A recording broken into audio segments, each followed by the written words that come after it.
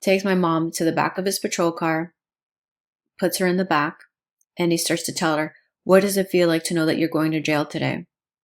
I'm not going, my mom says, I'm not going to jail. I haven't done anything wrong. Oh, you're going to jail. That's the day at like 4 years old that my parents taught me about racism. Welcome to Nursing with Professor B. My name is Bridget. I have a master's degree in nursing education. I'm also a family nurse practitioner. In this video, I am going to talk about an unfortunate event that happened to my parents.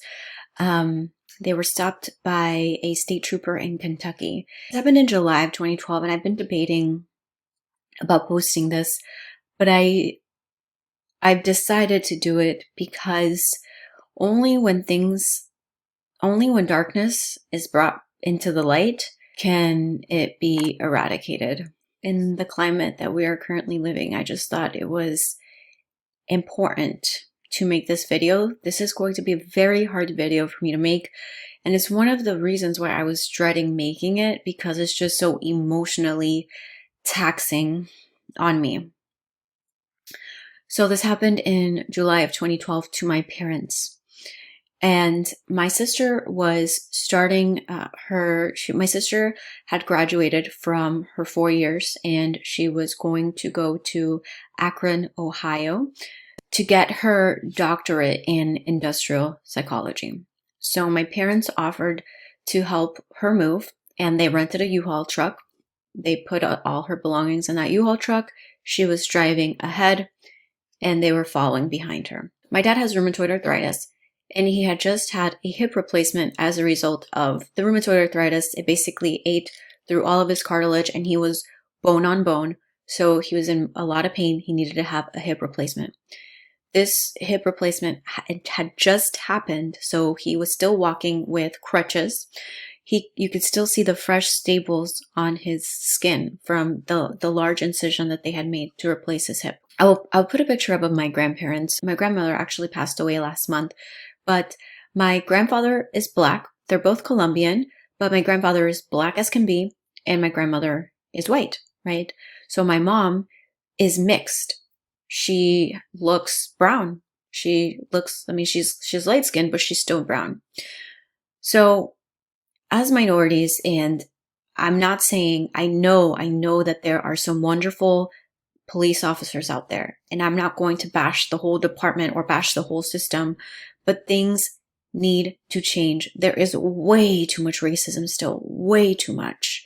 And the good cops need to speak out. I know you're afraid for fear of retaliation, but you must speak out, because one bad cop ruins the whole bunch, and your silence also makes you complicit.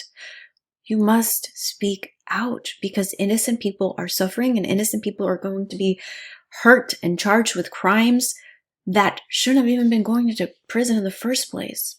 As a minority, the things that we have to think about, unless you've never experienced racism, you don't really think it exists, or you don't think it's really that prevalent. But let me tell you it is, right? As minorities, we have to think about what states we're going to stop in order to fill gas, or what towns. Oh, if, there's still a lot of racism in Mississippi, Alabama, Kentucky, right? And I'm going to get a lot of lashback. I'm already prepared to get a lot of lashback on my channel from this, but this whole momentum of make America great again, make America great compared to when? We were doing just fine. And now with all this division and all this hatred and all this rhetoric, our nation is more divided than ever. Our nation is in worse condition than ever. So my parents were driving through Kentucky. And like I already told you, racial profiling is real. My mom looks brown. So my mom was driving the U-Haul truck because my father had just had hip replacement surgery. So my father was in the passenger side. Now my father looks white, right? He's very light skinned, fair skinned. He looks white. My mom cannot pass for white. Clearly you can tell, right? So the lighter your skin is, even as a Hispanic, the lighter your skin is, the less racism you're going to experience. Now, some people are just racist towards any Hispanics, and they think they will label us all as Mexicans. Nothing wrong with Mexicans. Love you guys. But I'm just saying they will not differentiate between any of us. To them, we are just all the same. So my mother was driving through Kentucky. She sees a state trooper up ahead. She says that they locked eyes. And as soon as they locked eyes, he looked at her, he pulls out his car, and he stops her. And he stops them. They were both wearing their seatbelt. When my mom stopped the car, my dad takes off his seatbelt. The state trooper walks up. My father asks, there was some exchange. And my father asks, "Why did you stop us?" And the state trooper says, "Because you don't have your seatbelt on." And my dad says, "I did have it on. I just took it off just now." White privilege is very real. And what you don't realize is white people can pretty much talk to a police officer any which way and get away with it. Whereas we as minorities, we have to be very respectful. Even when the police officer is inciting us and is taunting us, we have to remain quiet and meek for fear of being arrested. Whereas a white person can say, "Oh, you're going to get sued. I can't believe this is atrocious. I can't believe that you're doing this to me. Do you know who I am?" Right? And nothing happens to you. There are no consequences. Again, I know there are some wonderful white people, but you don't realize the extent of white privilege. I'm not anti-white. I am anti-hate. I am against prejudice. I'm against racism. That's what I'm against. We all should be treated equally. And to be perfectly frank with you, honestly, we all should be treated as white people. That's the kind of privilege that we should all have. We should all be treated equal. We should all be able to express our emotions to a police officer in a respectful manner and yet not fear for our life. So in my opinion, my dad speaks pretty good English he came over here as an adult. He immigrated here as an adult from Colombia. So in my opinion, he speaks pretty good English. My mom, unfortunately, speaks very broken English. She's tried her best to learn English, but it hasn't been successful. And for those of you that are judging her right now, how many of you know a second language or have been able to learn a second language? So it's not as easy. And for some people, learning a language is easier than for others. So my mom speaks, she can understand, she can maybe say conversational, but she's definitely not fluent in English. So my father was doing most of the talking. So when my dad asks, "Why did you stop us?" and the state trooper says, you weren't wearing your seatbelt," my dad says, "I was." The police officer immediately picks up on his accent and he's like, "License and registration, please." He's like, "Where are you from?" My dad says, "Florida." "No, where are you from?" My dad says, "We're citizens of the United States." My mom says she immediately, and my parents are not one of those people that are constantly accusing everybody of being racist when they're not. We know racism. We can recognize racism. So the police officer asks my father, "Where are you from?" Twice. My dad says, "We're citizens of the United States." "No, where are you really from?" My dad says, "Well, Colombia." At that point in time, he proceeds to ask, and just for YouTube rules, because I'm not trying to get flagged in this video, I will say what that cop was referring to. You know what he was referring to, that white powder that is so prevalent or was prevalent in the time of Pablo Escobar. He says, "Where's the stash?" And my dad's like, "Where's the stash?" Talk about enraging. Now me, honestly, I'm not as patient. I think I would have lost it and I would have been like, "How dare you? How dare you? You have no right. You have no evidence that anything illegal is going on here." But again, being immigrants, just because someone is from a certain country and you immediately jump to the most common stereotypical assumption, which is that Colombia is notorious for coke, right? It's enraging. It's appalling. And being immigrants that are not, so I was born here in the United States. So, we're born to fight for our rights and blah, blah, blah, blah. So our mentality is a little bit different. My parents coming from Colombia, they're like, they're just used to it. They're used to the racism. They're like, well, this is just the kind of stuff we have to deal with for being in this country. No, that's not how it should be. So the state trooper asked my dad, "Where's the stash?" By the way, I know that not all white people are racist, but unfortunately, my parents did not take down a badge number, do not have his name. All I can tell you is he was white, blonde, blue-eyed, pretty built, in his 30s.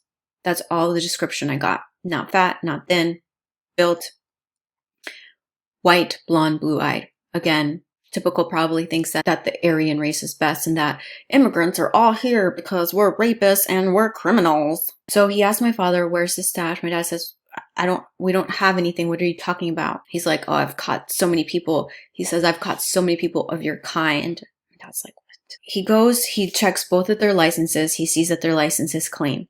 When he comes back, my parents were held for about 3.5 hours, by the way. So when he comes back, I don't know, let's say 20 minutes later, he asked my parents, why are you sweating? And my dad's like, we have our car off, no AC. It's July.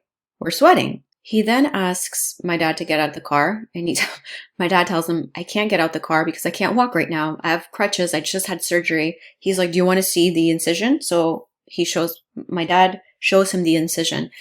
My dad has a temper like nobody's business. He goes from 0 to 60 and he will curse anybody out. I really, really think that the only reason he didn't lose his mind, he didn't lose his you know what, was because he was still in so much pain after the surgery. And that was my mom's biggest fear. My mom's biggest fear was that my father would that would end up getting him arrested. And again, had it not been for the surgery, that probably would have happened. And all of our family's life would have changed in an instant. Both of my parents would probably have gone to prison on false charges, and I would have never seen them again. So for those people, I just had a recent coworker that I can't bring myself to speak to anymore, because sent me a picture on, this is what Black protesters look like. Of course, this is a white guy, and he's sending me an image of the stats of what what white on Black crime is, and that it's very low. But what you don't realize, yes, there are other types of crime, Black on Black crime, but it's definitely not the same thing. The people that are supposed to be serving us and protecting us should not be slaughtering us, if you look at the statistics, Blacks are disproportionately put in prison than white counterparts for the same crimes. Not to mention the fear that we live in. Anytime that we get stopped by a police officer, if you're a minority, you're afraid and you haven't done anything wrong. That's the climate that we live in. As opposed to you're a white person, you're like, hello, officer, how are you doing today? Oh, mighty fine day, right? You're not in fear. There's nothing to be afraid about because you're going to be treated with respect. Look at the images of mass shooters, white mass shooters. How are they taken into custody? There is not a single hair on their little old head that is hurt.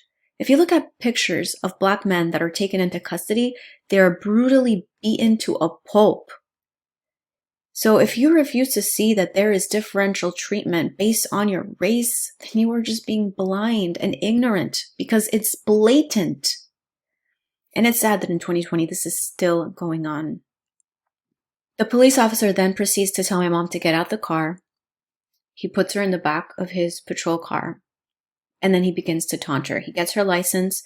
He starts calling, I don't know how many states to run her license. And he spells out her name. He's like, check again, nothing. It's this and this and this. Check. And my sister is calling them throughout this whole ordeal. So when the police officer says, where's your stash? My dad says, we don't have anything. Feel free to check. Which he probably shouldn't have said that, because once you give them permission, then they can obviously check your car. But I mean, either way, when you're white, you can tell them, oh, I have constitutional rights. You can't check without my permission. But when you're a minority, you have to they'll say you resisted arrest and then take you to prison for God knows how many years, for 10 years, even though you did nothing. So my dad says, we don't have anything. Feel free to check. So then he tells my parents to turn off the car. It's in the middle of July, midday. He tells them, turn off your car, right? He takes both of their licenses.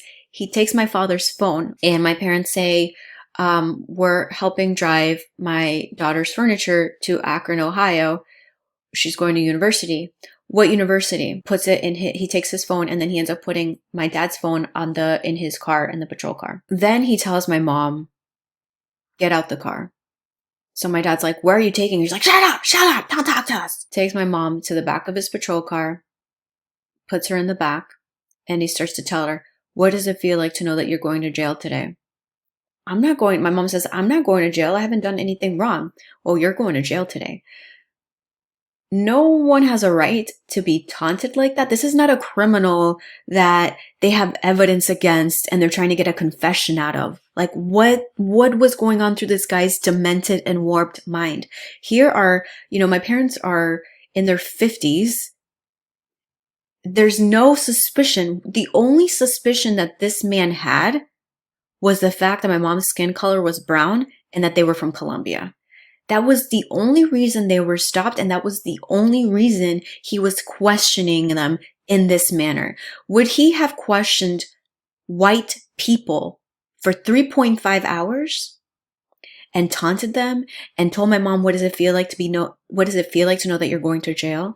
And this man would go back and forth. He'd go to my mom and tell her, what does it feel like to be going to jail? Where are you going? Where are you going? To my daughter, what's she doing? She's getting she's going to graduate school.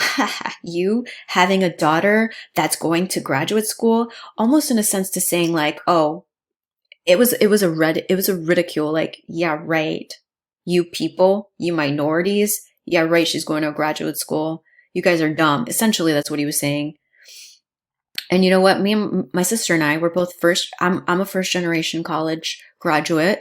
I have a master's degree and a postmaster's certificate. My sister has a doctorate in industrial psychology. So no, immigrants don't all come here to loot. We actually come here to take advantage of the opportunities, but we get a bad rep. We would go back and forth between my mom and my parents and asking them constantly, where's the stash? And finally my dad gets so fed up. He's like, we don't have anything, right? If you think we have a stash, why don't you bring canines here, bring a canine unit to sniff it out and see if we have drugs, right? So he asked my dad for the keys for the back of the truck. He opens the truck. He proceeds to look in the back. He stomps on all my sister's belongings on purpose. Okay. He breaks picture frames, furniture. He's stomping on top of all of the boxes, trying to do as much damage as possible. And the dangerous thing about this police officer is the fact that, again, he's in his 30s. And this is why when they're the age of Derek Chauvin, they do what they do because they've had Derek. You think that Derek's actions this time with George Floyd, do you think that was his first time acting inappropriately? No, he probably acted in that manner his whole entire career. It just escalated to this point. And if no one stops them, if no one speaks out, that's the problem. And again, that's my biggest regret is the fact that I have no way of reporting this racist cop in Kentucky. So then at around 3 hours, my dad's getting fed up. My mom says she was praying the rosary the entire time so that my dad would not lose his temper. Because again, you say anything to these police officers and they will arrest you for anything. And I'm talking about the racist ones, right? You say anything to incite them. You say anything like, I can't believe you're doing this. They will arrest you. So my dad's finally getting fed up and he tells them, bring the canine unit. So he doesn't bring the canine unit, but he says, you know what? I'm going to call for backup, right? So he calls for backup and backup on some 50-year-olds. My dad can't even move. It's ridiculous. Anyways, so when backup comes, thank God it's a black cop. The black cop asked this police officer the same question my parents have been asking. Why did you stop them? And he tells the black cop, oh, because he wasn't wearing his seatbelt. And like, you could just tell, my mom says that the expression on the black cop's face was just like, I can't believe this guy really. And then the cop's like, I think they're suspicious. I think they have drugs. Check the back of the car, check the back of the U-Haul. And the black cop's like, you can check if you want. So he goes, he's like, I'll stay with him. You go and you go and check. So obviously the white cop's not happy about that. He was probably hoping one of his comrades would come. And the black cop comes talking to my mom. My mom says that immediately when she saw the black cop, like he just had, she says that this white cop just looked, he had that sour face, like just that hatred and just that miserable look to you when you're a racist versus this guy, like his face was a lot more, hi, how are you doing? Very much respectful and kinder, right? He had a kind soul to him. So he goes up to my dad and he's like, hey, sir. He's like, so then the white cop tells him, you need to pat them down. So the black cop goes to my dad. He's like, hey, sir, can you get out the car so I can pat you down? My dad's like, I just had hip surgery. If you want, I'll get out the car, but I have to move very slowly because I'm in a lot of pain. My dad shows him the incision. My dad gets out with crutches. He pats him down. My dad says he barely even like touched him. He didn't touch the hip. He was very gentle with him. I don't know what the black cop told the white cop, but eventually they let my parents go.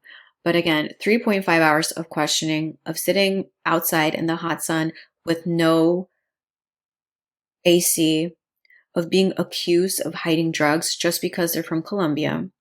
You know, there's so many other beautiful things that come from Colombia. Nobody ever says, oh, you guys have that wonderful artist, Botero. We always, it's always like, why jump to always the bad? Always jump to the bad. So, you know, I really hope that either this police officer, which I highly doubt he will have a change in mind, because when racism is ingrained in you and it's that ingrained, it's very hard to change unless you have some like radical transformation, which rarely happens. I truly hope, again, I don't have this guy's name. Otherwise I would be calling that department. But, and I don't even know the city they were in. Like, they don't remember because this was so long ago. I truly, truly hope that his colleagues have spoken out and that they have reported this man, because these are the things, you know, who knows how many other minorities or how many other Black people he will stop, accuse of things, or plant evidence, because they have no moral compass. Like, if you hate people this much just because they are of a different race than you or a different descent, you will stop at nothing to stomp on them. I happen to be, and this is going back to the white privilege, that day I happened to be at my boss's house, which she's white, and we were all playing, we were having a game night, and there was a lady there, and my mom calls me and she's telling me everything that happened to her, and I'm just like, oh my God, Mom, you know, and my mom ends the phone call, well, she's like, well, at least we weren't arrested, right? And I'm like, yes, Mom, at least you weren't arrested. Like, for us as minorities, like, the fact that you weren't arrested, like, that's a win for us. So then when they're like, what happened? I tell them the story. The white people are like, oh, we're so sorry. And I'm like, at least they weren't arrested. Like, thank God. Because unless you've lived through it, you don't know how easy it is for them to arrest you for nothing. So the lady, when I said, like, at least they weren't arrested, she's like, see, that's the problem. She's like, that shouldn't be the bar. The bar shouldn't be set so low that at least you weren't arrested, and blah, blah, blah, blah. She went on this whole rant. And it's like, yeah, it's great if you're white, like, it's great to be outraged and all that. But honestly, that's the world that we're living in right now. Like, if you're white and you're stopped by a racist, you're going to be fine. But if you're stopped by a racist and you're a minority, then that's how low our bar is set. Is, I hope they don't kill me. I hope they don't arrest me for no reason, right? For no reason. The situation that happened with George Floyd, it breaks my heart. I don't know how someone that is a human being cannot feel the pain that Blacks are going through right now. To know that you are in danger, to know that you are hated simply for the color of your skin,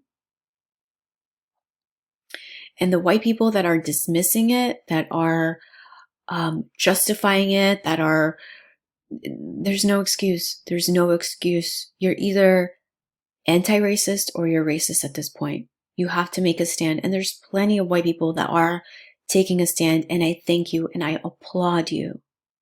And it's a start.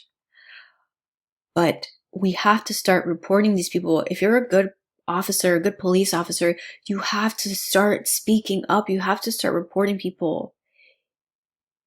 I know it's easier said than done, but you have to do it. I'm sure that there's anonymous lines that you can do or something. Report it to internal services. I don't know about police officers. I don't know your chain of command, but if you feel you're going to be, if there's going to be repercussions on you, then go even higher. But something has to be done. At least do something. Report it to a news station. I don't know, but we can't. I mean, this has been going on for so long, where Blacks are falsely accused, imprisoned for longer times. There's just so much bias for being a Black male still. in the United States. We truly all do have to come together, unite. I mean, George Floyd is a perfect example of, if you're a Black male and you do even the smallest of crimes, your life literally is in danger. Literally, your life is in danger. There's different stories out there. Was he using, the cops got called on him because he was using supposedly a forged bill or a forged check? Was it on purpose? Was it not on purpose? I mean, any one of us could be given a forged bill at any point in time and not know that it's forged, right? Was that reaction I mean, this is obviously a rhetorical question. Was getting the cops called on you because you passed a forged bill and you're sitting on top of your car, minding your own business, and then for it to end in the way that it ended? That's not appropriate. That's never appropriate. And white people mouth off to cops all the time, and they don't end up with their face to the floor screaming, "I can't breathe." And it's hard as minorities to have conversations with your children that, listen, if the cops stop you, don't make any sudden quick movements. You have to keep your head down. You have to, yes sir, no sir, be very polite. It's heartbreaking to have to teach your kids about racism, for them to realize that they live in a world where just because of the color of their skin or their denomination, that they will potentially be persecuted even if they're innocent. Do you know what that does to the self-esteem of a child? To realize that just because of who they are, that some people are going to hate them, despite not knowing them, nothing to do about them. Just, you will be hated because of how you look. Not because of who you are, but because of how you look. I've gone through my own experiences of racism, and that's why I think if you live through it and you've experienced it, it hurts you that much more, because even though my face has never been against a concrete floor and I've never yelled, "I can't breathe," one, I'm a human being and I have empathy, so I can put myself in his shoes. And I do know I won't ever have it as bad as a Black man has it in the United States. But when you've experienced racism, which I have multiple times as a child growing up, when you don't know why people treat you a certain way, or why teachers... I had one teacher call me one time when I was in preschool. There was a day when there was this huge swimming pool in the back, like above the ground swimming pool, and all these kids were going to go swimming. And I was excited. I had just started this pre-K.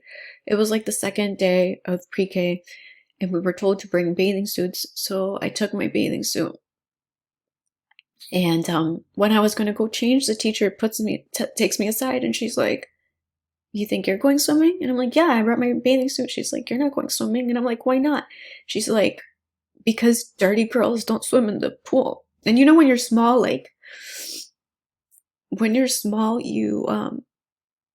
you take things very literally. You don't realize what she means by dirty. So I took it very literally. I was like, "I'm not dirty. I shower every morning." She's like, "No, you are dirty. Like, you are dirty, like me." I was too small at that point in time to know about racism, right? But I was hurt. You best believe I cried the rest of the day, and I did not get to go swimming. All the kids went swimming, and I was just left inside the classroom, like at my desk, wondering like what I had done wrong. And I've always been very vocal, so I did after preschool. I was very sad. My parents could see, and they're like, "What happened?" And I told them, I was like, I wasn't allowed to go swimming. And that's the day at like 4 years old that my parents taught me about racism. That sometimes, you know, of course this teacher was white, and that sometimes there are, not all white people, but there are white people that don't like you just because of how you look, or because you're not like them. And it's something that white people, again, that white privilege, that entitlement, that I'm here and everything needs to be my way. Again, I have nothing against white people, but I do notice, I do see the entitlement. As a white person in America, you'll never have to talk to your children about why people are treating them in a certain way, or the fact that they'll end up killed by police officers if they don't comply. No, as a white person in America, you will be told to calm down, sir. I need you to calm down. We're just talking here. You know, people just a few weeks ago were protesting the fact that they were in quarantine for their own safety with assault rifles on some Capitol building. No issue. Nothing happened over a quarantine because you can't get a massage, because you can't get your nails done. And you don't think Black people have a right to protest over lives that are being lost? Nails? A life. Nails, a life. I'm sorry, but I think a life carries more weight and carries more priority.